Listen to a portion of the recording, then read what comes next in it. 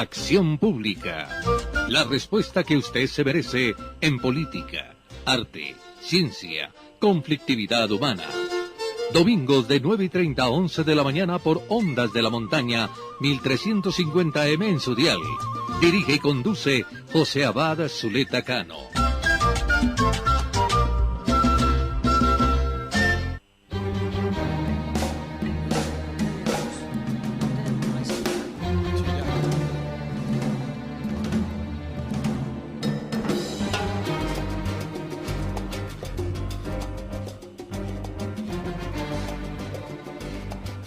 Buenos días, buenas tardes, buenas noches. Un saludo especial a nuestros oyentes en todos los usos horarios de nuestro planeta. Bienvenidos a una nueva emisión de su programa Acción Pública, el programa que le entrega la respuesta que usted se merece.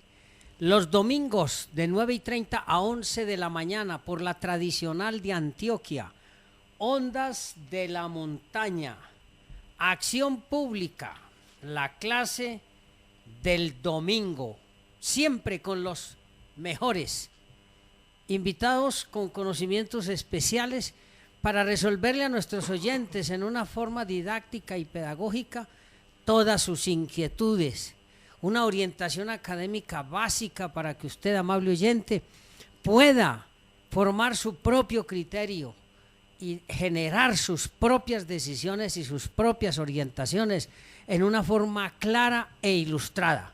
Por eso Acción Pública es la clase del domingo y por eso invitamos a los mejores. Juan Sebastián Medina es uno de nuestros invitados hoy. Buenos días, Juan. Muy buenos días, doctor José Abad. Sea lo primero agradecerle a usted y a la doctora Hilda del Valle por esta amable invitación y un saludo muy especial para todos nuestros radioescuchas. Doctora Hilda, buenos días. Placer tenerte hoy acá con nosotros en la mesa para que compartas tu experiencia. Bien, y con nuestras secciones habituales. Hoy, como siempre, lo bueno, lo malo y lo feo. Lo bueno, los proyectos de rebaja de pena por jubileo y para descongestionar las cárceles. José, pero expliquémosle a los oyentes qué es el jubileo. El jubileo viene de júbilo por la presencia del Papa en Colombia y eso genera que los gobiernos relajen un poco las tensiones represivas, sobre todo en lo que tiene que ver con los privados de la libertad. Se toman otra serie de decisiones, pero la decisión más trascendental, y es costumbre en todo el mundo, es la rebaja de pena a los que están privados de la libertad a partir de determinadas fechas. Eso es lo bueno. Pero ni tan bueno. Pero ni tan bueno. Le voy a contar por sí. qué. El alcalde, su alcalde Federico, esta semana, el 18 más o menos, publicaron una noticia donde dice que él no está contento. Y en el no está contento con la presencia del Papa. Con el jubileo, con sí. los beneficios que trae. Ajá. Y también entregaron 3 proyectos de ley, uno que ya lo radicó el ministro de Justicia, Enrique Gil, para que regulara lo de la salida de los presos. Pero mire, es que, amables oyentes, Colombia es un país de paradojas. Los servidores públicos parece que no tuvieran claro, no tuvieran un norte en lo que tienen que hacer. Se presenta por el Centro Democrático un proyecto de ley de rebaja de pena por el jubileo y para otras conductas, no solo por la presencia del Papa, sino para descongestionar las cárceles. Y ojo con esta frase de la motivación: en vista de que los delincuentes de las FARC no van a pagar cárceles, dado el principio de igualdad, se debe buscar rebaja de pena entonces para los demás ciudadanos que están privados de la libertad. Ese es un primer asterisco, digámoslo así, de ese proyecto de ley. El segundo proyecto de ley lo presenta el partido de la U, que dirigido mejor, el ponente en este caso, el de la iniciativa, el senador Roy Barreras, también para el jubileo y para generar una serie de rebajas de pena en varios delitos. Eso por un lado, pero por otro lado las iniciativas legislativas para aumento de penas también están en boga en el Congreso. Entonces no se entiende qué es lo que estos señores entienden por sistema carcelario y por política criminal del Estado. Pero además entra en contradicción también con el hecho fundamental de que el problema de las cárceles no es la cantidad de gente en las cárceles, sino la falta de humanidad en las cárceles. Y por eso hoy el tema nuestro tiene que ver con el trabajo de Juan, que se denomina la responsabilidad estatal derivada del incumplimiento de obligaciones de seguridad en las cárceles. Ojo, amables oyentes, que les vamos a entregar hoy las cápsulas fundamentales para que ustedes demanden al Estado por todo lo que tiene que ver la responsabilidad de en el sistema carcelario. Por la negligencia. Y por la negligencia. Bien, lo malo y lo feo en una. Lo malo y lo feo en una.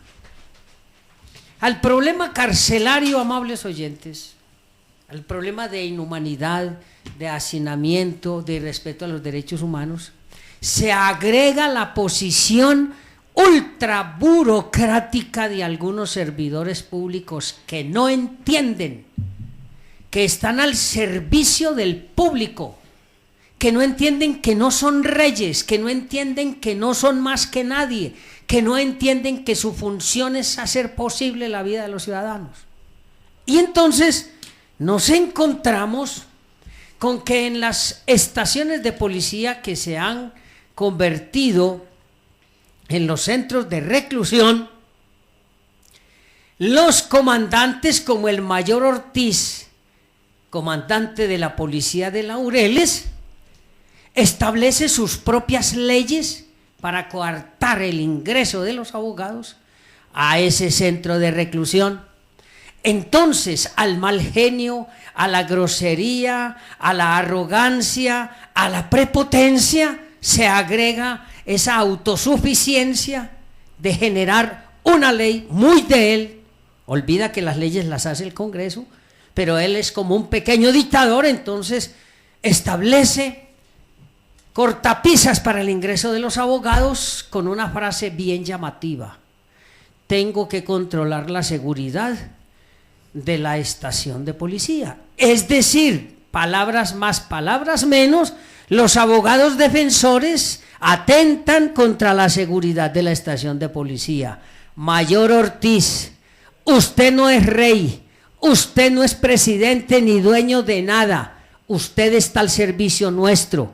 Y usted lleva a sus subalternos, como el intendente Víctor Parra, comandante de guardia, a tratar mal a los abogados cuando ustedes no entienden que los abogados somos el único paliativo que tienen los que están privados de la libertad. Por eso es lo malo y lo feo. Claro, tuvimos que llamar a derechos humanos, a la Defensoría del Pueblo, a todas las entidades de control. A propósito, gracias a todos los que nos colaboraron, gracias a Rafael Restrepo, a John Fernando Mesa de Redepaz, a Ana Paternina de Procuraduría General de la Nación. Muchas gracias, pero ni siquiera con ellos el comandante cambió su decisión. Tienen que hacerme una solicitud por escrito para visitar al interno, darme el nombre y yo decido si le dejo ingresar a visitarlo o no.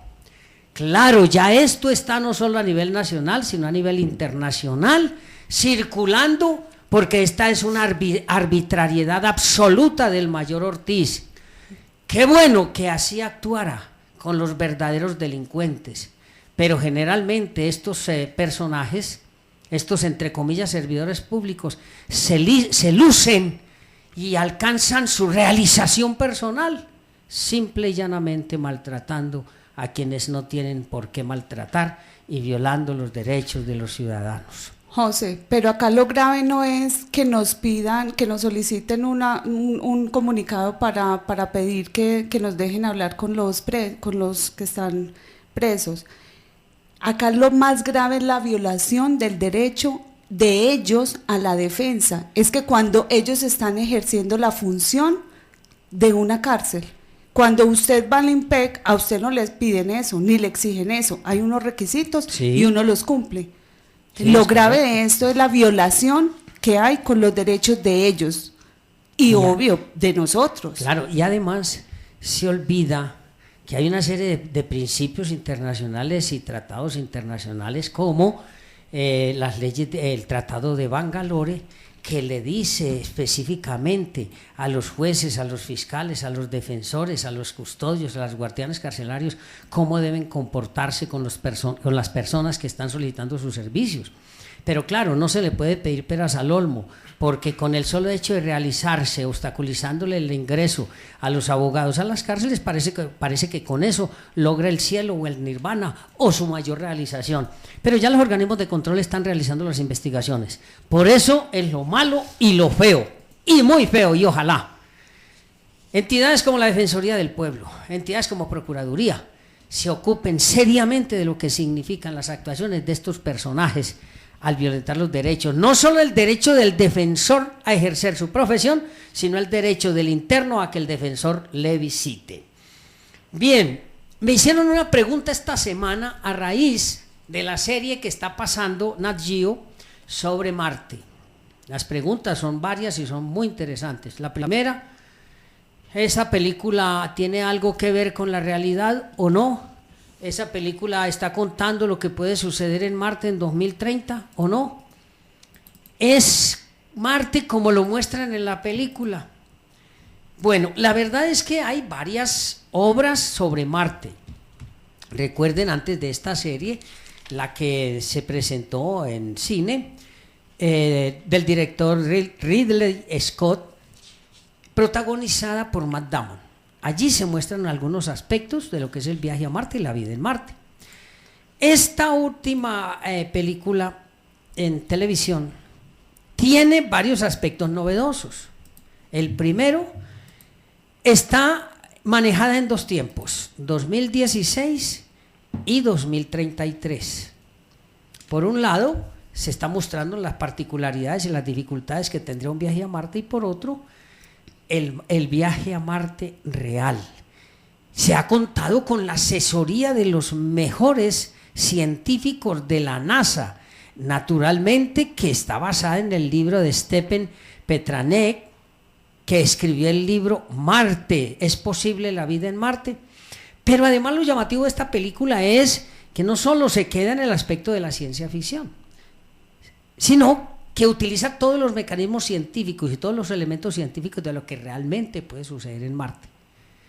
Es cierto, la atmósfera en Marte es muy densa. Es cierto, la cantidad de tormentas de polvo que hay en Marte es inmanejable. Es cierto. Pero algo bien llamativo: el aterrizaje en Marte ha sido uno de los aspectos más difíciles que han tenido que sortear los científicos. El 80% de los aterrizajes en Marte han sido fallidos, a pesar de todas las sondas que han logrado aterrizar, por los cambios atmosféricos, que esos cambios atmosféricos son supremamente complejos, pero además la aridez de todo lo que es Marte es impresionante. Hay una posibilidad de unos túneles volcánicos, y posiblemente en esos túneles volcánicos hay la posibilidad de encontrar hielo. El problema es que no se ha podido mapear en Marte todavía la localización de los túneles volcánicos, y eso ha generado grandes dificultades. Entonces, a los que nos han hecho estas preguntas, ustedes cuando ven la serie Marte, lo que están viendo allí es una situación real. ¿Es eso lo que van a tener que vivir los astronautas cuando lleguen a Marte? Eso es una realidad, y por eso es la grandeza de la película. Y todo lo que tiene que ver con la ciencia espacial que se muestra en la película, efectivamente eso sucede en la vida real. Por ahora les dejo estas pequeñas informaciones, no puedo profundizar más porque me espera el tema central. Bien, Juan, ¿en qué consiste su trabajo? Bueno, doctor, realmente se han presentado en los últimos años, y más precisamente desde el año 1990, tasas de sobrepoblación carcelaria. Es así como en el 2016 encontramos un estudio de la Defensoría del Pueblo donde nos indica que existe una tasa de hacinamiento a nivel general en el Estado colombiano del 58.3% y que llega a niveles de hasta el 400%, como es el caso de Bellavista. En este sentido, se han generado una serie de perjuicios, tanto patrimoniales como extrapatrimoniales, sobre cada uno o sobre algunos de los reclusos, desprendidos obviamente de este nivel de hacinamiento, ¿sí? La propagación de enfermedades al interior de las cárceles, la indebida asepsia y antisepsia de los lugares, una mala dotación de alimentación, una mala dotación de medicinas, de atención médica prioritaria o de patologías bases que ya existen, que motivan realmente a realizar el trabajo central, que es la responsabilidad estatal derivada del incumplimiento de obligaciones de seguridad. ¿Y qué es esto? Es tratar de explicarle a cada una de las personas que pueden tener a sus familiares, pueden tener a un tío, a un hermano, a su padre en la cárcel y que esta persona sufra unos perjuicios allí, que no tiene esta persona que cargar con esos perjuicios, que el Estado está llamado a indemnizar por cada uno de estos perjuicios y que efectivamente existen unas normas, existe un régimen de especial sujeción que más adelante vamos a hablar en qué consiste, existen unas obligaciones de seguridad, vamos a hablar también en qué consisten, y existen unos títulos jurídicos de imputación que en este caso lo que mi trabajo propende o lo que mi trabajo quiere estipular a través de un trazado doctrinal y jurisprudencial es que el título jurídico de imputación es objetivo y consiste en un daño especial, o sea, no media la culpa por parte del Estado. Bien, amables oyentes, les contextualizo.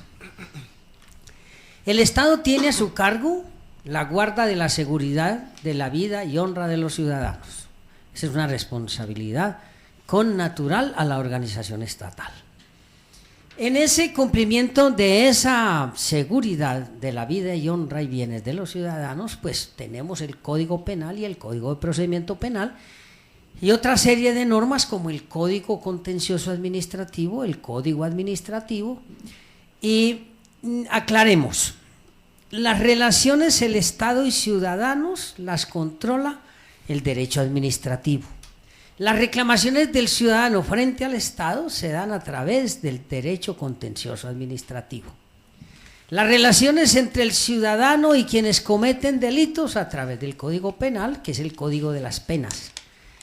Y el procedimiento sancionatorio se da a través del Código de Procedimiento Penal.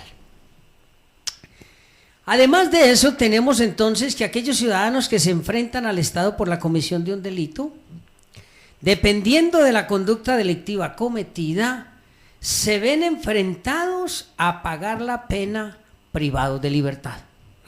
La historia de Colombia en ese tema ha sido absolutamente lamentable, pues en Colombia nunca ha existido política criminal. Y o mejor, la única política criminal que ha existido es la política criminal represiva. Entonces, el vaivén legislativo o el populismo legislativo que se llama, hace que cada congresista cada día presente un proyecto de ley distinto para aumentar las penas o para reducir las penas. Así nos encontramos entonces que si bien el derecho penal nuestro es de última razón, es decir, es a lo último que se debe recurrir, en Colombia resulta todo lo contrario. Todas las conductas que realiza el hombre en relación en sociedad, todas son punibles. Son muy pocas las que quedan por fuera del aspecto penal. Y entonces el cumplimiento de las penas implica la creación de un sistema carcelario. Obvio, es un sistema carcelario que no es propio. Es un sistema carcelario que se ha venido estructurando a partir de los principios del humanismo becariano, por ejemplo, y en relación con lo que sucede en el derecho internacional, es decir, el derecho comparado. Eso ha hecho entonces que en Colombia exista un hacinamiento superior al 70% en promedio en todas las cárceles del país. Pero además, y lo que es importante para ustedes, amables oyentes, es lo siguiente. Si bien el Estado tiene la obligación de la guarda de la vida, honra y bienes de los ciudadanos, eso no libera al Estado de la protección integral de los ciudadanos que por una u otra razón tienen que ser privados de la libertad por la comisión de un delito. Entonces, escúchenme muy bien, amables oyentes. A cualquier ciudadano o ciudadana privada de la libertad, el Estado en las cárceles tiene la obligación de respetar sus derechos humanos. Tiene la obligación de proporcionar salud, educación, trabajo, recreación, es decir, una vida digna. Esa es una obligación constitucional. Yo no sé si Juan se acuerda del artículo constitucional que habla de la responsabilidad del Estado. Creo que es el artículo 95, vamos a mirar. Creo que es ese, bueno, el 90, es el artículo 90, del que habla de la responsabilidad del Estado. Pero específicamente en las cárceles, entonces, tenemos que el Estado tiene que cumplir con esas obligaciones. Ante el hacinamiento carcelario ya empieza a vislumbrarse una primera obligación incumplida, y es establecimientos carcelarios dignos, ¿cierto? Sí, respetado doctor. Precisamente ese principio constitucional que está consignado en el artículo 90 se aterriza en la ley 65 del 93, y es allí donde se indican cada una de las obligaciones, bueno, algunas de las obligaciones, porque muchas otras no necesariamente tienen que estar allí consignadas, sino que se desprenden de derechos fundamentales que digamos, tienden a favorecer o a dignificar la vida de cada una de las personas recluidas. Y un dato muy interesante es que no solamente son personas condenadas. Recordemos como las medidas de aseguramiento, que son medidas, digamos, de carácter transitorio, usted que es penalista me podrá corregir, y que en principio diríamos que es una carga del Estado defender digamos, el contenido probatorio, defender a las víctimas. Esa carga se traslada a la persona que está siendo investigada. Y entonces, ¿qué pasa con estas personas que están en una medida de aseguramiento y llegan a una cárcel con una tasa de sobrepoblación del 400% y sufren un perjuicio? Es decir, pueden sufrir un apuñalamiento, pueden sufrir de una enfermedad tal como la tuberculosis, tal como un patógeno que exista al interior del centro reclusorio, como lo puede ser una pseudomonas aeruginosa o un estafilococo aureus. Entonces, en esta medida, ¿qué pasa con esto? Si es en principio el Estado quien está llamado a defender estas cargas. Bien, lo que pasa es que usted, amable oyente, debe ubicarse en este contexto. Si a un familiar suyo lo privan de la libertad por X conducta, porte de estupefacientes, homicidio, cualquier conducta, y lo privan de la libertad, el Estado tiene la obligación desde el primer momento de privación de la libertad de ofrecerle a usted un mínimo vital. Ese mínimo vital tiene que ser en condiciones humanas, no en condiciones infrahumanas. En la estación que tuve oportunidad de hablar en el comienzo del programa de lo bueno, lo malo y lo feo, la estación de Laureles, en todas las estaciones usted va a encontrar 40, 50 personas en un cuarto que es para 15 personas. En ese primer momento ya usted entiende, Juan, y por eso la importancia de su trabajo, y entienden ustedes, amables oyentes, que ya el Estado empezó a incumplir. Entonces, no tiene un hábitat mínimamente humano, porque son todos uno encima de otro. No tienen baños suficientes, no tienen sanitarios suficientes, no tienen posibilidad de cambiarse de ropa, no tienen posibilidad del arreglo de su ropa, no tienen posibilidad de arreglar su comida adecuadamente. Entonces ya desde ese primer momento el Estado está generando una responsabilidad frente al ciudadano, frente a su familia y frente al ciudadano. Y esa es la importancia del trabajo de Juan, porque entonces en todos los elementos que se desprenden de la privación de libertad en las cárceles se tiene que derivar una responsabilidad. ¿Cuál sería la primera responsabilidad, Juan, que se derivaría a cargo del Estado por una detención en las condiciones en que venimos hablando? Pues, doctor, realmente existen múltiples obligaciones y derechos que tienen las personas desprendidas de la privación de la libertad, pero yo pensaría que la más importante es el respeto por la dignidad, porque eso engloba un conglomerado de derechos y de principios que le deben ser reconocidos a la persona. Ahora, la ley 65, que vamos a hablar de ella más adelante. Y también la ley 1709, Juan, acordate, del 20 de enero de 2014, que habla de la reforma al Código Penitenciario y Carcelario también. Sí, señor. Esta ley lo que nos dice precisamente es provisión de alimentos y elementos, ¿cierto?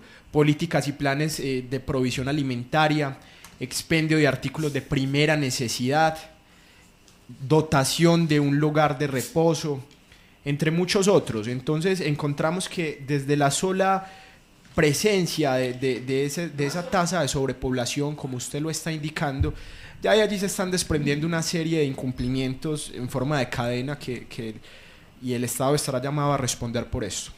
Yo voy a ser abogado del diablo. Ajá. Abogada del diablo. Sí. Juan, ¿a usted no le parece su tesis un poco soñadora en un país como Colombia?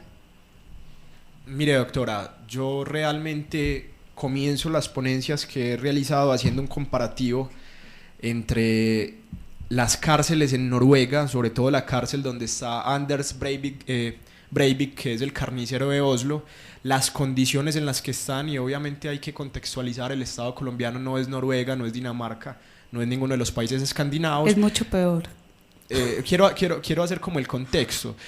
Posteriormente me gusta aterrizarlo en la cárcel Madrid Sexta y Madrid Cuarta y las condiciones de existencia, y me gusta traerlo a América, a una cárcel sumamente famosa que yo sé que si no hemos escuchado de ella por términos académicos o por noticias, sí en cinemas, y es la cárcel de San Quintín, famosa precisamente ¿por qué? Famosa por la violación reiterada o la supuesta violación reiterada a los derechos humanos y a las condiciones de existencia. Y yo quisiera ser un poco crudo en este aspecto y decir, en San Quintín están en un paseo a comparación de lo que viven nuestros reclusos en Colombia.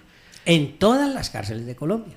Sí, yo diría que en la mayoría, pues no, cuando Juan, es en todas. Cuando hablamos de una tasa de hacinamiento y sobrepoblación del 58% según datos de la Defensoría del Pueblo, cuando hablamos de tasas del 400% como lo es Bellavista, pues realmente no quisiera ser tan categórico y decir todas, pero diría que la crisis penitenciaria y carcelaria en Colombia ha llegado a niveles desproporcionados.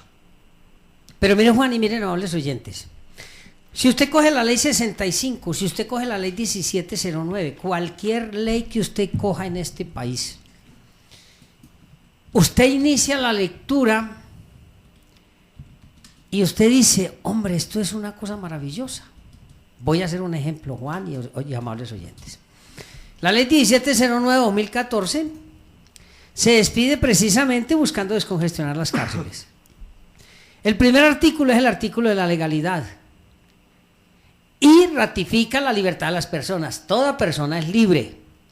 El artículo segundo dice enfoque diferencial. El principio de enfoque diferencial reconoce que hay poblaciones con características particulares en razón de su edad, género, religión, identidad de género, orientación sexual, raza, etnia, etc.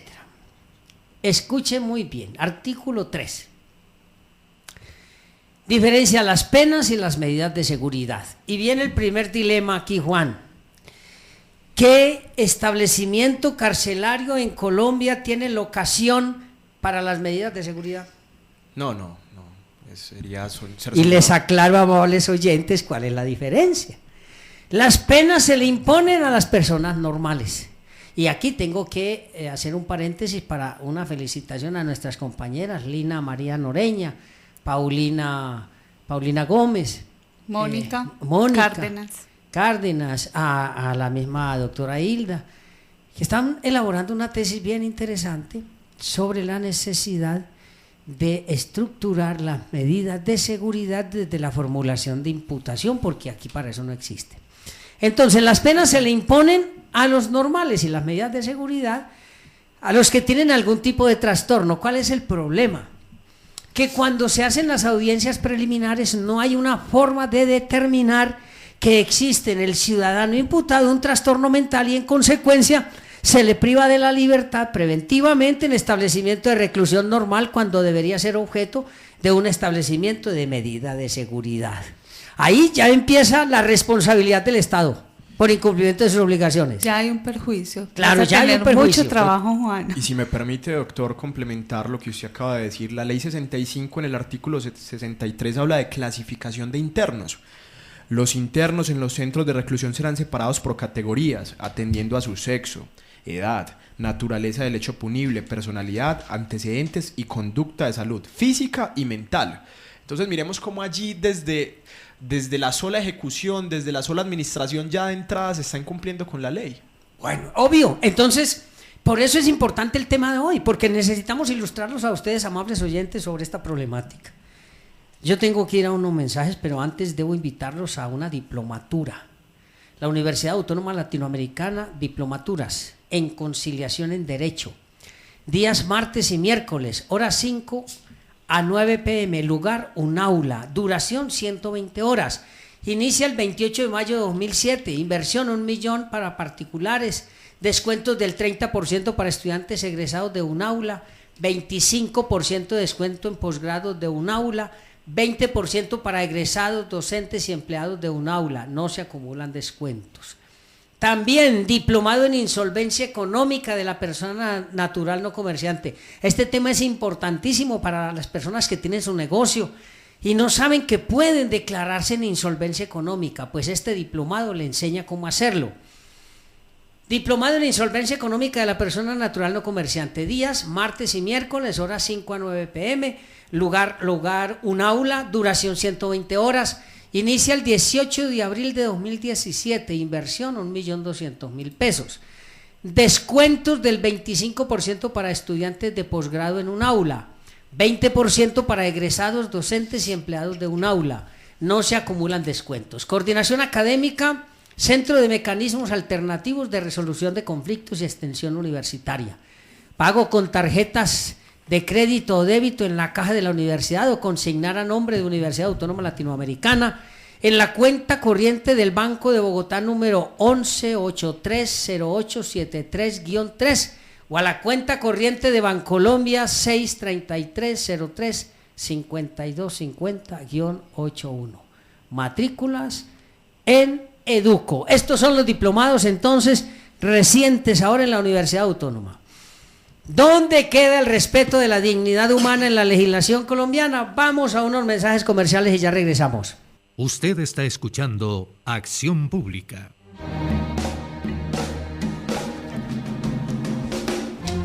Bien, amables oyentes, continuamos con su programa Acción Pública, el programa que le entrega la respuesta que usted se merece. Acción Pública, la clase del domingo, los domingos de 9:30 a 11 de la mañana, hoy con el tema de la responsabilidad carcelaria del Estado. Reportando sintonía en Buenos Aires, Argentina, Marcelo Lozano. Marcelo, buenos días. Nos alegra muchísimo que estés en sintonía. También estamos reportando sintonía en Ottawa, Canadá. Estamos reportando sintonía en Alaska. Excelente que nos estén escuchando por allá. En Nashville. En Nashville. También estamos reportando sintonía en San Francisco, en Los Ángeles. Estamos reportando sintonía en Chicago. Estamos reportando sintonía también en Miami, en Tampa. Tabito, buenos días, hombre. Muy contentos de que estés en sintonía con nuestro programa. Pendientes de tu viaje. En San Jerónimo, en San Jerónimo también. Rafael Arroyave. Hombre, el doctor Rafael Arroyave, un saludo cordialísimo. Un abrazo especial a nuestro querido amigo. Muy bien.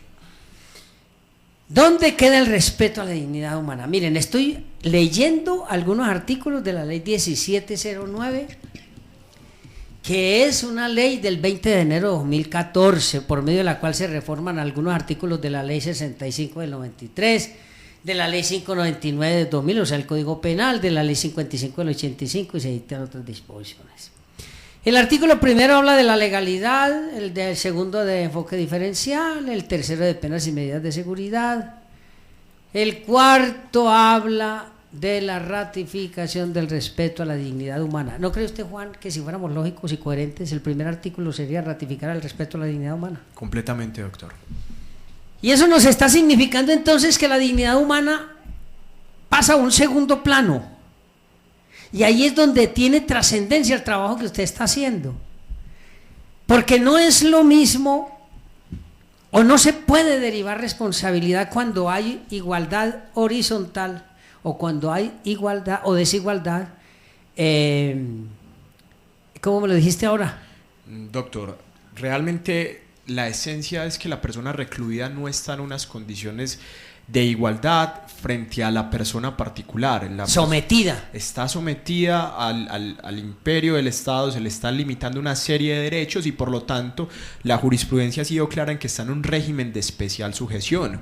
Y al estar en un régimen de especial sujeción y al estar sometido y al tener unas garantías fundamentales limitadas, coartadas, entonces esta persona no puede, voy a utilizar palabras muy burdas, si tiene hambre salir y comprar una hamburguesa en la esquina. Correcto, ahí es donde yo Sí. quiero llegar ahora, Juan. Si yo tengo una infección, como me pasó a mí en una consulta, que ahora me gustaría hablar un poco de las consultas gratuitas que damos en las oficinas que tenemos, me llega una persona que me dice, es que mi esposo tenía una infección en la boca, nunca lo atendieron, y entonces la boca se le llenaba de pus, y él tenía que punzarse con una aguja para sacar toda esa materia y nadie hacía nada. Entonces yo me pregunto, ¿será que esta persona puede ir a un médico particular o un médico público? ¿O será que esta persona puede ir a la esquina a una droguería X o Y a comprar un antibiótico? No. Y es precisamente allí donde la ley 65 le está diciendo, señor Estado, es usted quien tiene que suministrarle esa atención y esa medicina.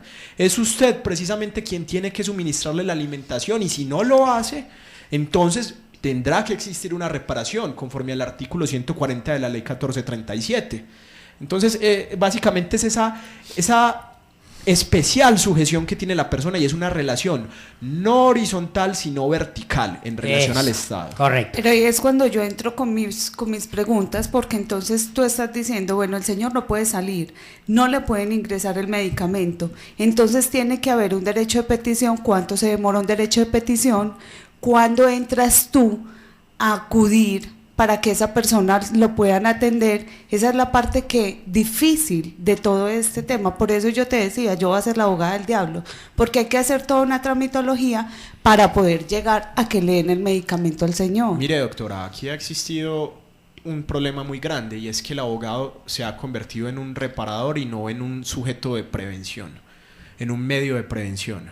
Entonces, tenemos en primera instancia que hay una obligación clara en cabeza del Estado que le dice, dele la medicina, dele la atención, pero no se hace. Entonces hay dos etapas posteriores. Una etapa ahí es la vía administrativa, y es por medio de derecho de petición o de reclamación decirle, hombre, por favor atienda a esta persona que lo necesita, que lo requiere. Y en esa etapa todavía estamos, entre comillas, en prevención. Pero ya cuando se han materializado una serie de perjuicios, ya cuando esta persona ha sufrido unas secuelas, ya entramos en otra categoría, y es la reparación. Correcto. Entonces, realmente la importancia no es solamente a nivel jurisdiccional, sino también a nivel preventiva. No esperemos a que la persona sufra consecuencias desagradables en su integridad para hacer la reclamación, y por eso yo creo que la ciudadanía tiene que empoderarse, tiene que conocer las obligaciones que tiene el Estado, tiene que conocer sus derechos, y en caso determinado pues existen abogados como mi persona que estamos dispuestos a apoyarles. Bueno, pero mire, lo que ustedes dicen es cierto. El artículo 5 de la ley 65 dice: respeto a la dignidad humana. En los establecimientos de reclusión prevalecerá el respeto a la dignidad humana, a las garantías constitucionales y a los derechos humanos universalmente reconocidos. Se prohíbe toda forma de violencia psíquica, física o moral. Las restricciones impuestas a las personas privadas de la libertad estarán limitadas a un estricto criterio de necesidad y deben ser proporcionales a los objetivos legítimos para los que se han impuesto. La carencia de recursos no podrá justificar que las condiciones de reclusión vulneren los derechos fundamentales de las personas privadas de la libertad. Entonces, aquí es importante, amable oyente, que usted me siga en lo siguiente. Lo primero, se tiene que determinar exactamente el debido proceso para una privación de la libertad. Ese es el primer aspecto, que usted tenga su defensor privado, particular o público, que se den todas las etapas del debido proceso. Determinado a través del debido proceso la privación de la libertad, viene la segunda fase y en la que tú hablas de prevención, Juan. ¿El centro de reclusión cumple o no con las condiciones mínimas para el establecimiento de un ser humano? Ese es el primer aspecto. Y recuerda que hace poco se presentó un proyecto de ley en el que se obligaba a los jueces, antes de imponer la medida de aseguramiento, determinar las condiciones de salubridad de los centros de reclusión. Y ese proyecto lo retiraron porque tiene dos fases muy complicadas. Primero, los jueces no tienen por qué establecer ese control porque hay un sistema carcelario. Y dos, es el Estado el que tiene per se que garantizar que los establecimientos carcelarios cumplen con esas medidas mínimas de dignidad humana. Y entonces, ¿qué es lo que sucede? La segunda fase. A usted lo retienen, lo dejan en el calabozo de la URI, lo dejan en el calabozo de la SIGEN, en cualquier calabozo que lo dejen, ya empezó la violación de sus derechos. Sin agua, sin el derecho a la defensa. Sin nada, sin el derecho a la defensa, porque no van a entrar los abogados, claro. Porque cada señor de estos le da por crear una ley particular para darse aires de grandeza y llegar al generalato rápidamente y entonces coarta el derecho de defensa. Voy a hacer un ejercicio acá, Juan. Por ejemplo, las dos personas que estuvieron capturadas, que nosotros fuimos a hablar con ellos, ¿qué tipo de perjuicios les ocasionó el que el mayor dijera no puede entrar su abogado a hablar con usted? Bueno, realmente la reparación directa divide los perjuicios en dos, o la responsabilidad en dos grandes categorías, y son perjuicios patrimoniales, lucro cesante y daño emergente, que en esa medida nosotros no podríamos encajarlo, y otros que son los perjuicios extrapatrimoniales, que se han clasificado como daño moral o perjuicio moral, daño a la vida en relación y bienes constitucionalmente protegidos. Realmente haciendo pues aquí un análisis rápido, porque usted me pone en una situación, yo pensaría que se generarían unos daños morales si la angustia y el sufrimiento que tiene esta persona por estar recluida allí y constitucionales, la zozobra porque realmente no entiende cuál es su situación, no tiene ayuda de su apoderado, y realmente yo lo encajaría también en bienes constitucionalmente reconocidos porque se le está negando la capacidad para ser defendido. Entonces sería esa la categoría y las subcategorías en las que así rápidamente en ese ejercicio que usted me propone yo lo encajaría. Pero miren cómo además es importante tener en cuenta, amables oyentes, lo siguiente.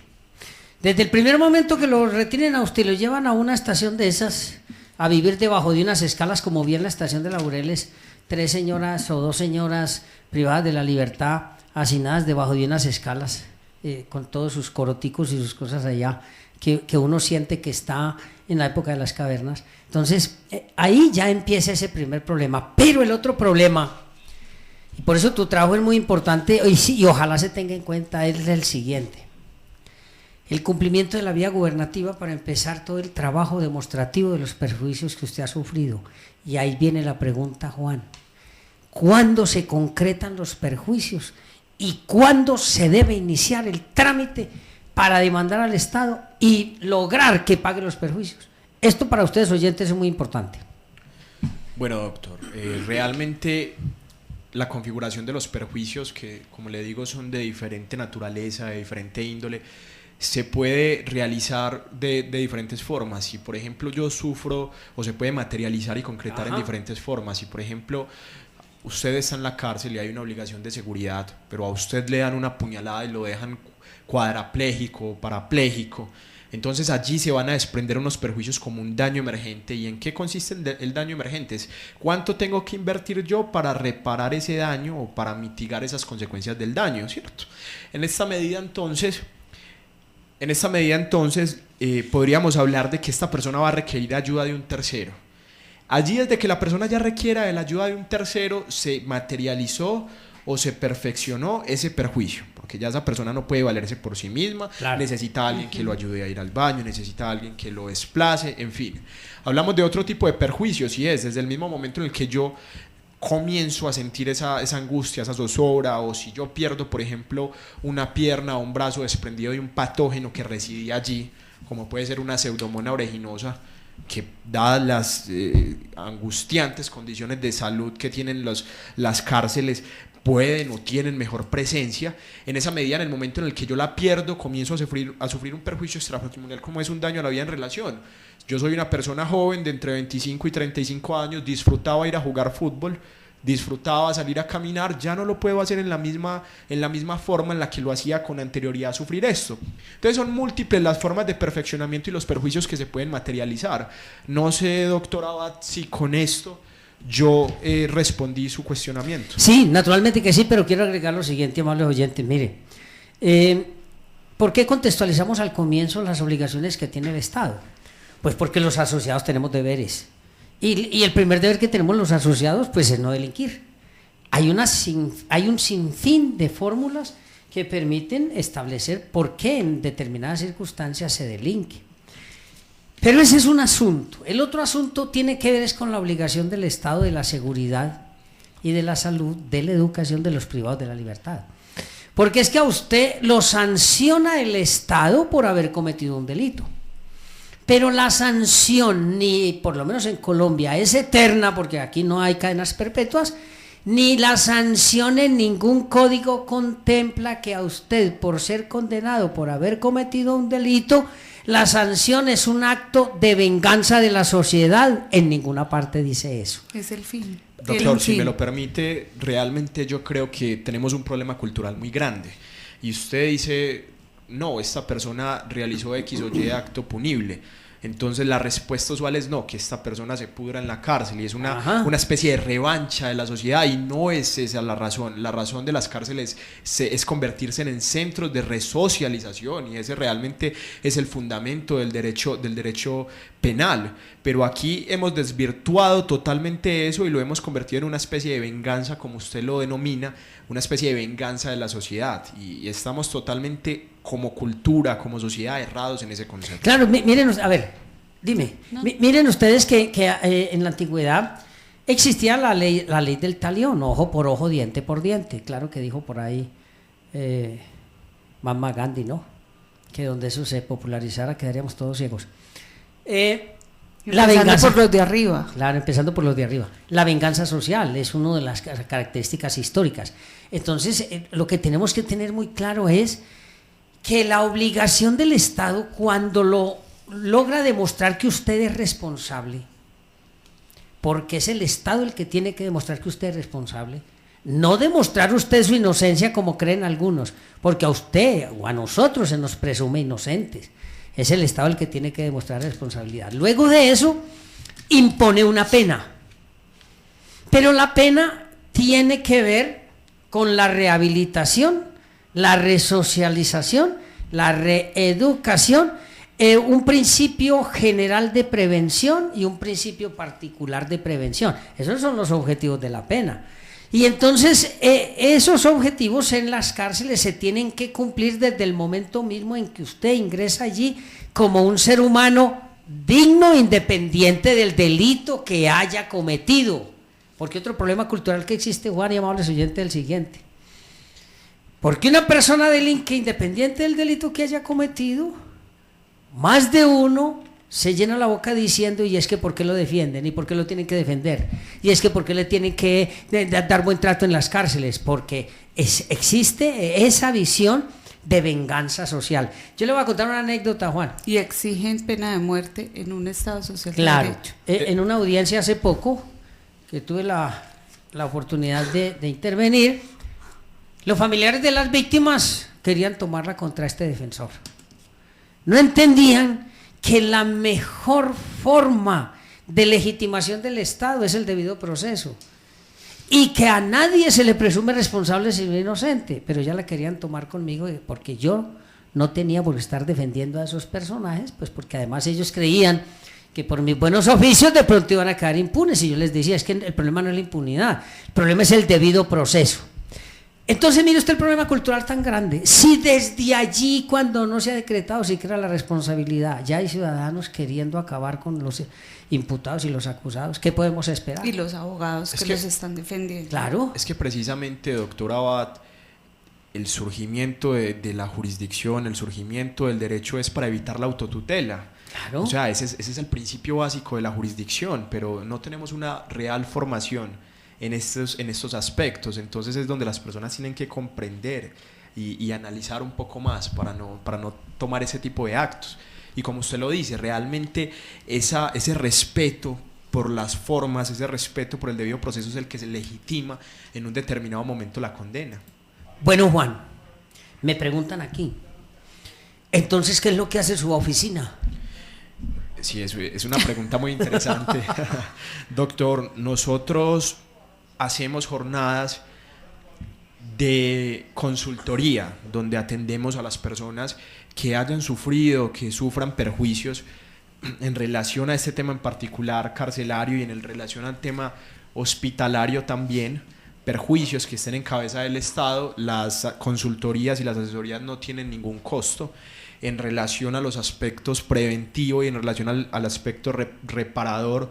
Nosotros realizamos derechos de petición, realizamos tutelas, nos encargamos de toda esa parte de tratar de que las personas, pues es obvio que no van a estar en unas condiciones excelsas de vida, pero que se minimicen los perjuicios, y en el caso de que ya se hayan perfeccionado los diferentes perjuicios, lo que tratamos es de que esta persona y el Estado no salga indemne, sino que esta persona recupere o trate de ser indemnizada en los perjuicios que ya se le causaron.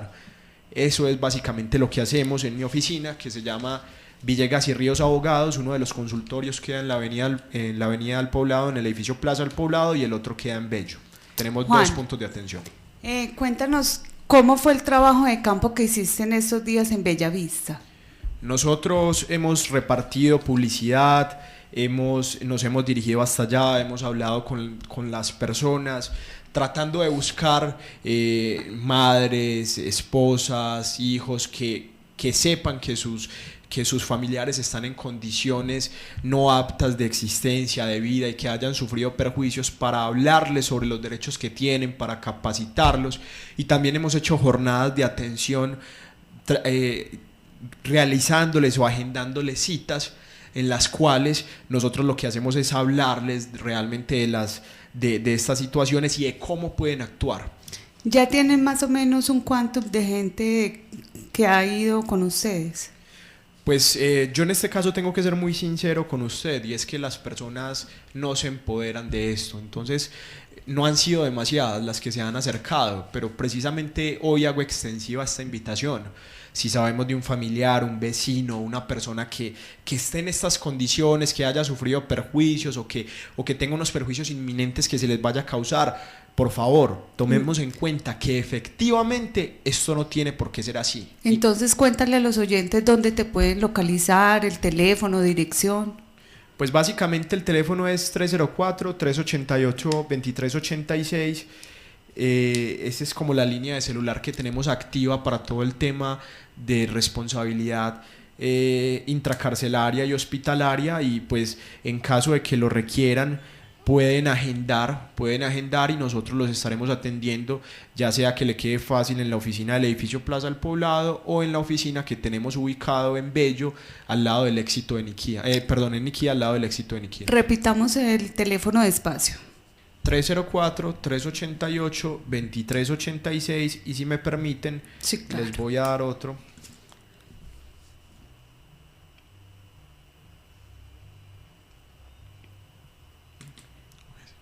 Solo ese por ahora. Sí.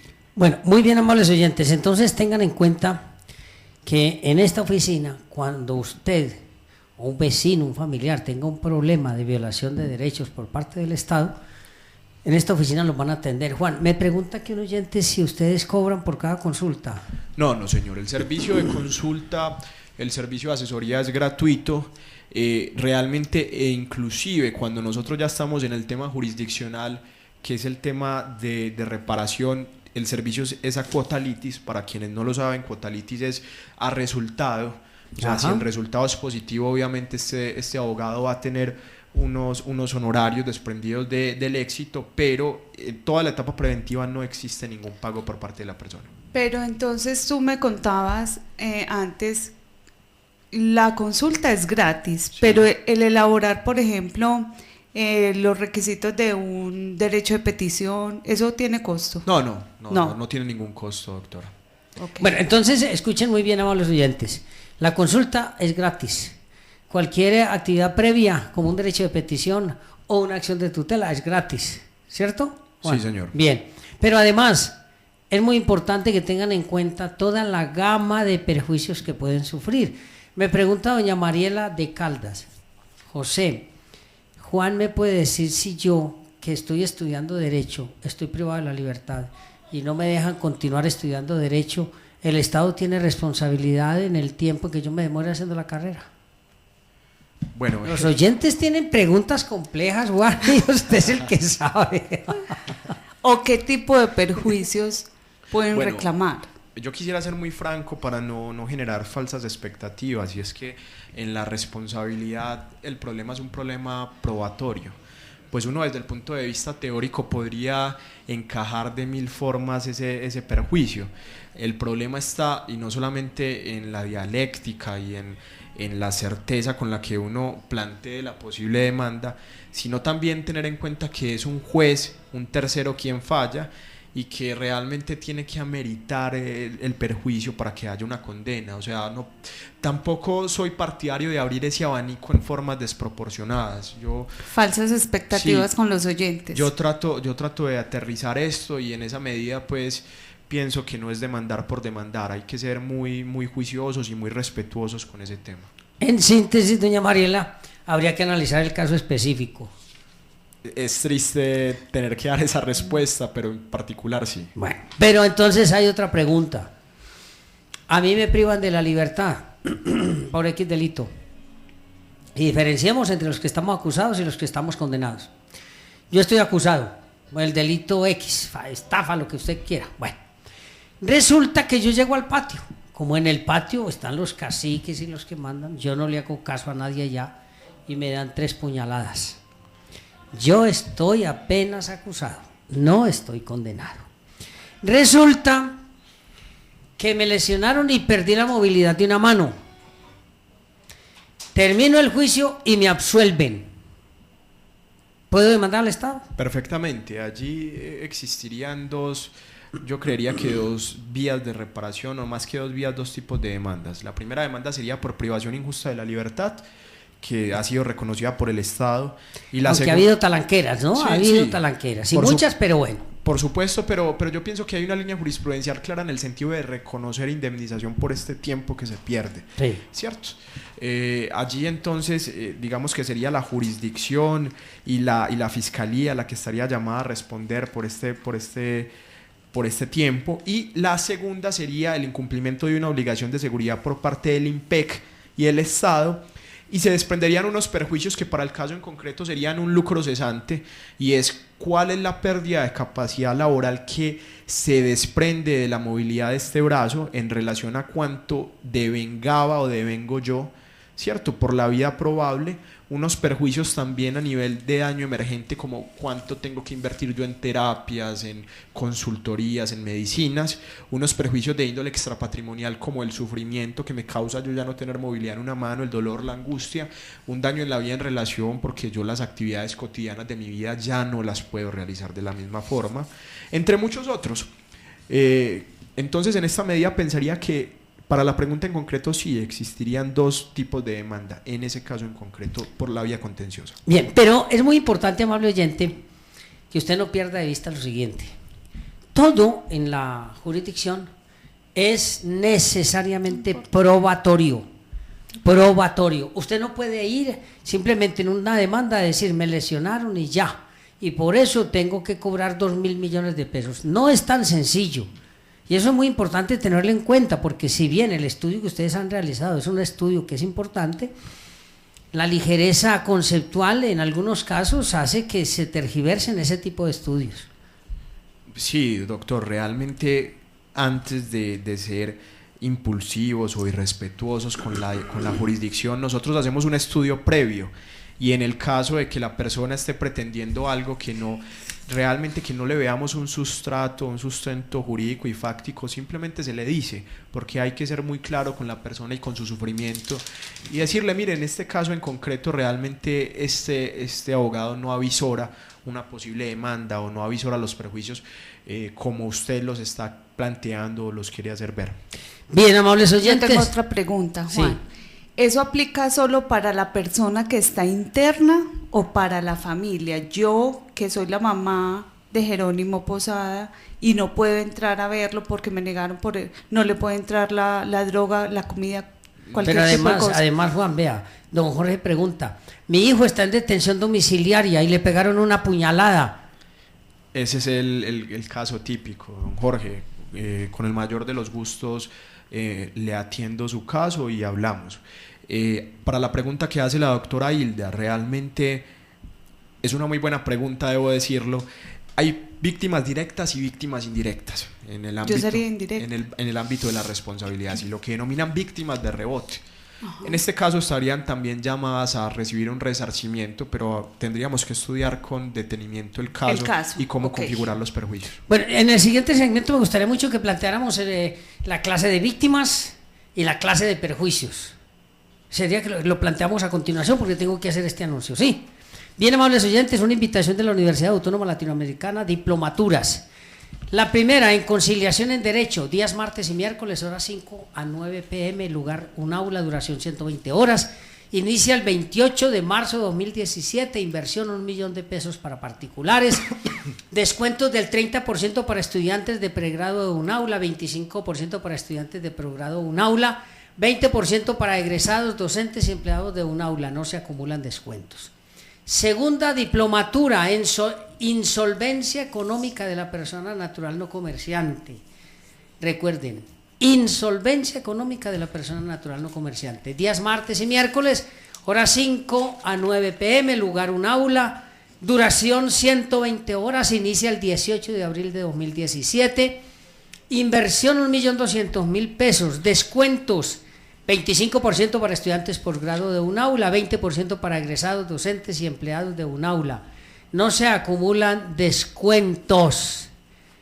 Informes, Dirección de Extensión Universitaria y Educación Continua, oficina 236, bloque 1, PBX 511-2199, extensión 133. Saludos muy especiales en Perú a todos nuestros amigos y lamentando la tragedia que están sufriendo por el invierno. Recuerden ustedes allí en Ayacucho, en Lima, a todos nuestros oyentes que nos están reportando sintonía. Los acompañamos en su pena, agradecemos, obvio, que estén siempre en continua sintonía de nuestro programa cada domingo y estamos acompañándolos en la tragedia porque sabemos que el invierno está causando un daño enorme en esta parte del sur de Perú.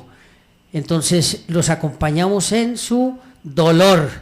Bien, amables oyentes, entonces la inquietud es la siguiente, Juan. ¿Cuáles son las clases de perjuicios y cuáles son las clases de víctimas? Vamos a unos mensajes y ya regresamos. Estamos en Acción Pública.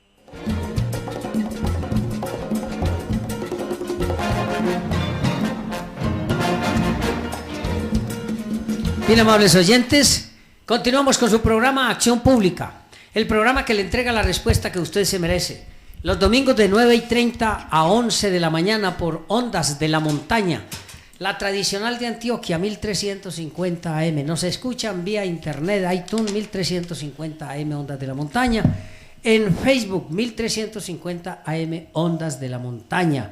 Reportando sintonía en todo el planeta. Muchas gracias por su sintonía y recuerden, pueden escribirnos sus inquietudes al correo electrónico sjintegrales2012@hotmail.com. El próximo domingo vamos a tratar un tema trascendental: la privación de libertad a los ciudadanos adictos, a los estupefacientes, la detención a los habitantes de la calle. Vamos a tener una cantidad de personajes importantísimos aquí analizando si este tipo de acciones que está realizando la Policía y la Fiscalía General de la Nación están acordes con el mandato de lo que es un Estado social, popular, democrático, de derecho, como lo pregona la Constitución de 1991 en su preámbulo. Estamos haciendo un trabajo de campo muy interesante, muy importante. Vamos a traer evidencias fotográficas donde se está viendo la vulneración y la violación de los derechos, no solo a las personas que están siendo capturadas, sino también con el trabajo que están realizando jueces, fiscales y defensores. Claro, es muy importante que ustedes estén atentos a este programa y a este tema, porque vamos a traer personajes que conocen de los temas como siempre, porque ustedes saben, amables oyentes, que la característica fundamental de Acción Pública es que buscamos que la sociedad tenga una mejor interpretación de los fenómenos, es decir, una mejor sociedad, y para eso traemos siempre a los más ilustrados. Juan, ¿cuáles son las clases de víctimas? ¿Cuántas son las clases de víctimas? Realmente, doctor, aquí se podría hablar de dos tipos de víctimas. Entonces hablamos de una víctima directa y es sobre quien recae directamente la acción, ya sea, como usted lo decía ahora, una puñalada, ya sea una mala praxis médica, ya sea una atención inoportuna o una no atención médica, ya sea una contraer un patógeno nosocomial. En este caso yo diría que no solamente el recluso puede ser víctima de esta situación, sino también las personas que transitoriamente se desplazan por el interior de las cárceles. Entonces podríamos hablar de una mixtura. Allí no solamente hablaríamos de víctima directa frente al recluso, sino también de la persona que lo va a visitar o de la persona que se desplaza por X o Y circunstancia al interior del centro carcelario.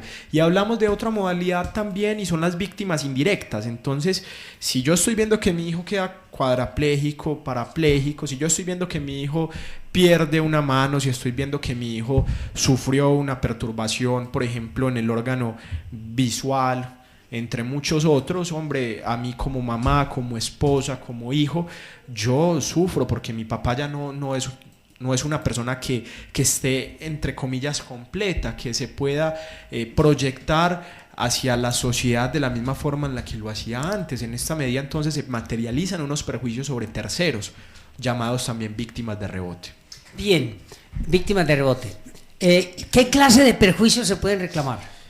Doctor, pues en este aspecto yo creo que ya habíamos hecho una especie de esbozo, pero les reitero, se pueden desprender perjuicios patrimoniales como un lucro cesante, y es cuánto dejo de percibir yo como consecuencia del hecho dañoso; un daño emergente, y es cuánto tengo que invertir yo para reparar el daño, o en este caso el perjuicio; y unos perjuicios extrapatrimoniales como el daño moral, el daño a la vida en relación. El daño moral es la angustia, la zozobra, el sufrimiento, el dolor que padecen tanto las víctimas directas como los familiares. El daño a la vida en relación es cómo cambia mis condiciones naturales de existencia en relación al hecho dañoso; y la alteración a bienes constitucionalmente protegidos, y es otros perjuicios que no puedan encajarse ni en el daño moral, ni en el daño a la vida en relación, ni en el lucro cesante, como lo puede ser el derecho a la honra, el derecho, por ejemplo, a la memoria, entre muchos otros. Entonces hemos encontrado sentencias,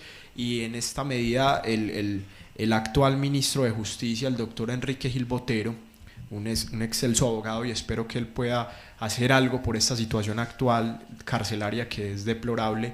Profesor de posgrado de la universidad. Sí, profesor mío también de la ex magistrado del Consejo de Estado y de la Corte Interamericana de Derechos Humanos.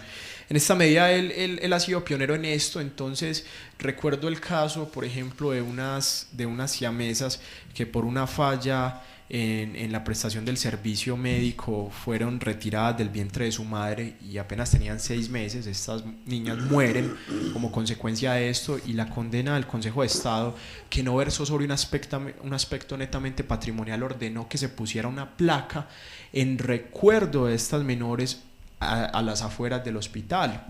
Entonces miremos que la reparación no solamente tiene que versar sobre aspectos patrimoniales, sino también sobre otro tipo de aspectos, como lo son el aspecto humano, el aspecto de la dignidad, de la dignificación del ser y la persona.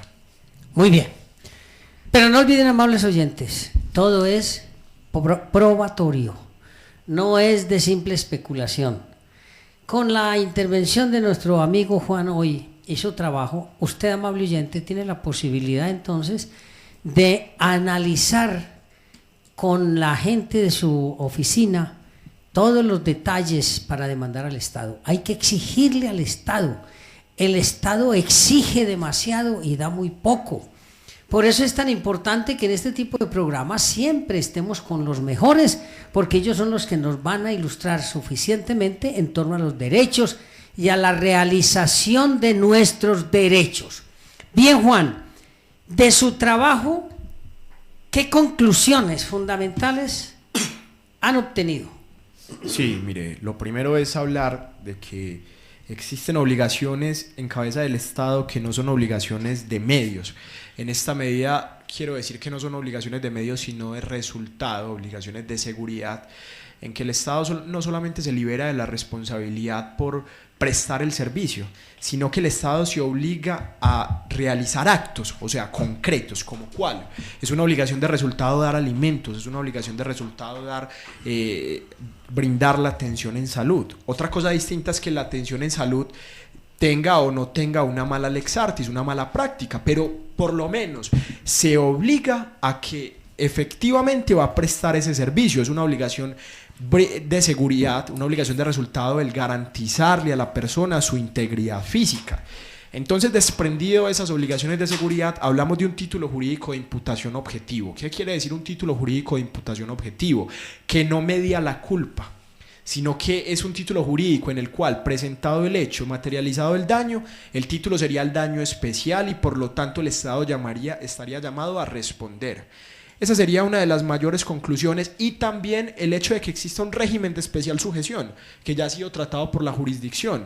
¿Qué quiere decir esto? Que es una relación no horizontal sino vertical en la cual hay un sometimiento de una persona.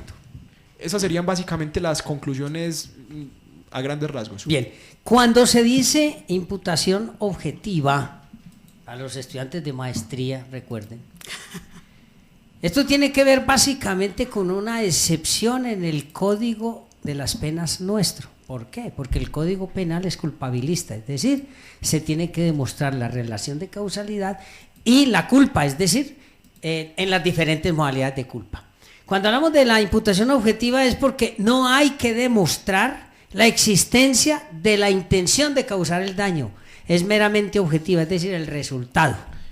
Sí, doctor, aquí solo se mira el resultado y se suprime la causa. Aquí en este aspecto tenemos que hacer una diferenciación entre la responsabilidad penal, que es a la cual usted está haciendo alusión, y la responsabilidad civil o estatal. Estatal. Sí. Y extracontractual. Extracontractual o contractual. Perfecto, muy bien. Entonces, en esta medida, los regímenes de imputación van a ser subjetivos, falla en el servicio, falla presunta en el servicio, en el cual se va a realizar un juicio de valor sobre el actuar desplegado por el Estado. Entonces, ¿incumplió o no incumplió una obligación o un servicio consignado en la ley, y en qué forma se realizó este incumplimiento? Ese juicio de valor es el que se realiza para lograr consolidar la responsabilidad en cabeza del Estado.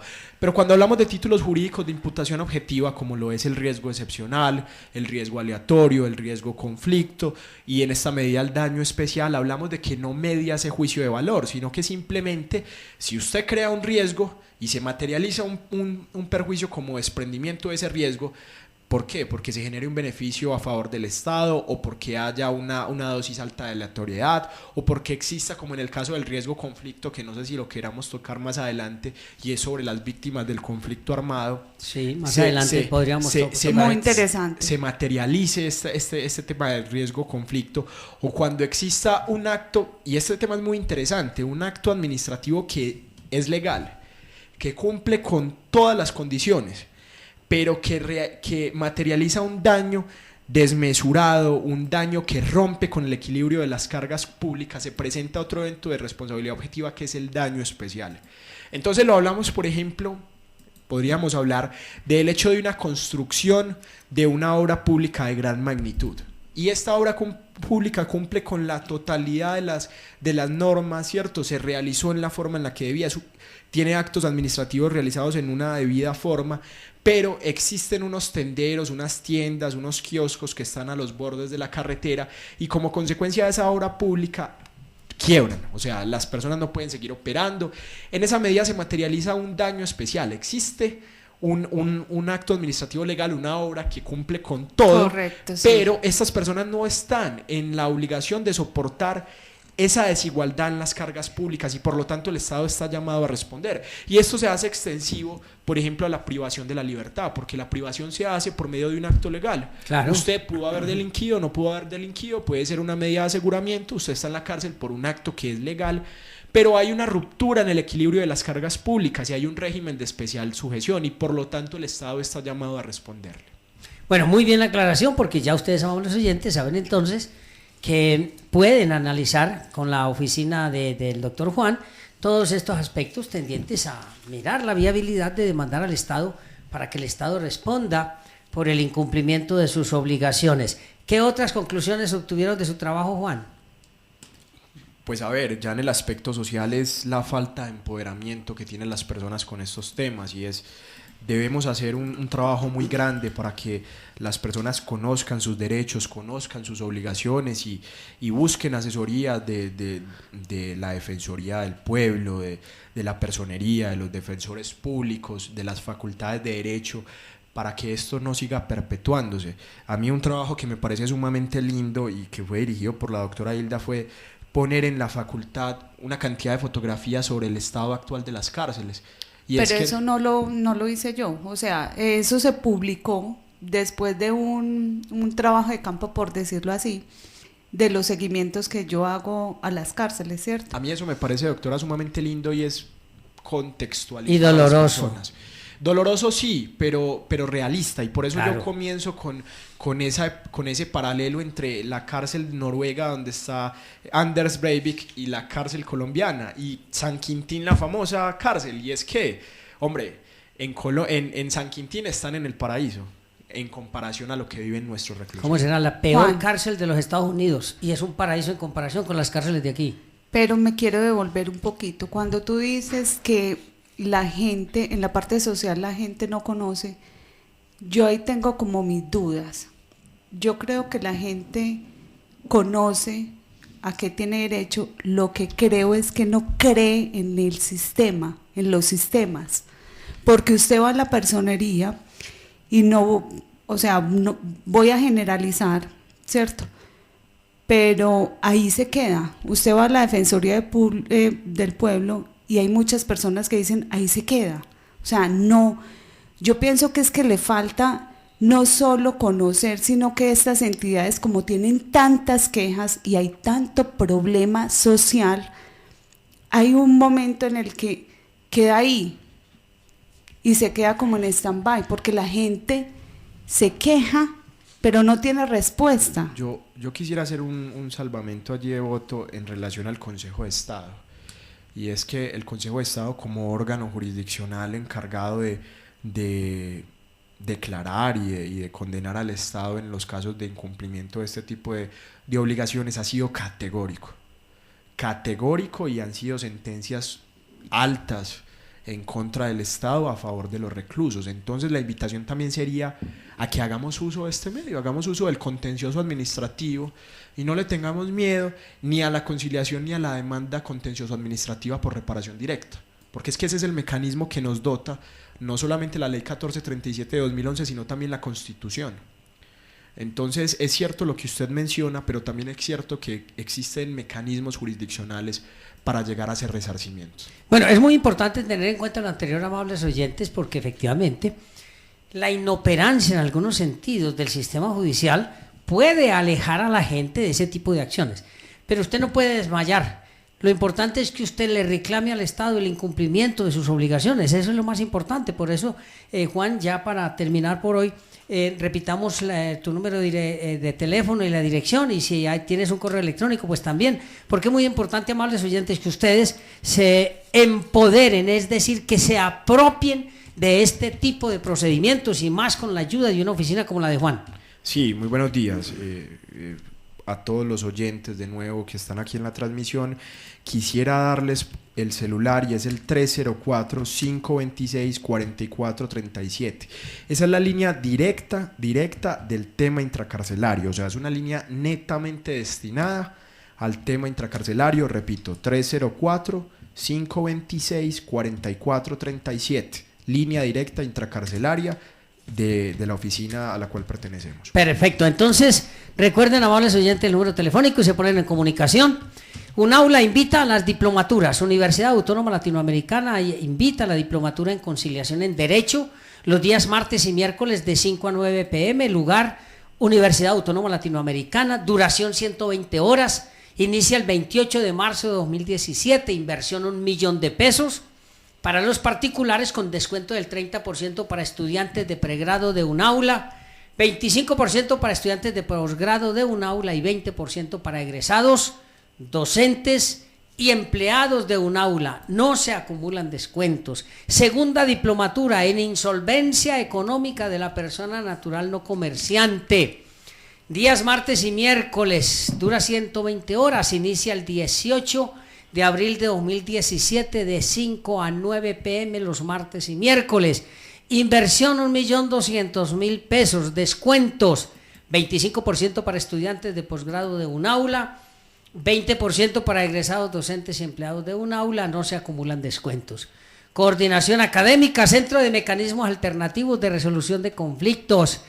Informes, Dirección de Extensión Universitaria y Educación Continua, Oficina 236, Bloque 1, PBX 511-2199, extensión 133, 408 y 193, celular 301-521-5938. Repito, informes, Dirección de Extensión Universitaria y Educación Continua, Oficina 236, Bloque 1, celular 301-521-5938. Bueno, Juan, hemos concluido por hoy para despedirse de los oyentes. Agradecerle mucho a todos nuestros radioescuchas, a usted, doctor Abad, y a la doctora Hilda por brindarme este espacio, al cual atenderé y estoy orgulloso de haber estado acá. Bien, amables oyentes, el libro recomendado o los libros recomendados. El primero, Sentencias Corte Constitucional, Librería Jurídica Sánchez, 2014, 2015 y primer semestre de 2016, con un CD contentivo de todas las sentencias de la Corte Constitucional. Muy importante estudiar estas sentencias para ir conociendo hasta dónde puede llegar la posibilidad de materializar, objetivizar sus derechos. También Código Penal y Código de Procedimiento Penal, sentencias de la Corte Suprema de Justicia y de la Corte Constitucional desde 2004 hasta 2017, completamente actualizado. Manual de Sistema Acusatorio Práctico, también con sentencias de la Corte Suprema y de la Corte Constitucional, 2004 a 2017. Recuerden, amables oyentes, Librería Jurídica Sánchez, teléfono 444-4498, tienen descuentos especiales y además indican que son asiduos escuchas de su programa Acción Pública. Por hoy hemos concluido, doctora Hilda. Muchas gracias, los esperamos el próximo domingo a las 9:30 de la mañana. Recuerde, amables oyentes, Acción Pública, el programa que le entrega la respuesta que usted se merece. La clase del domingo. Recuerden, la única obligación que tenemos los seres humanos es pasar sabroso. Acción Pública. La respuesta que usted se merece en política, arte, ciencia, conflictividad humana. Domingos de 9:30 a 11 de la mañana por Ondas de la Montaña, 1350 AM en su dial. Dirige y conduce José Abad Zuleta Cano.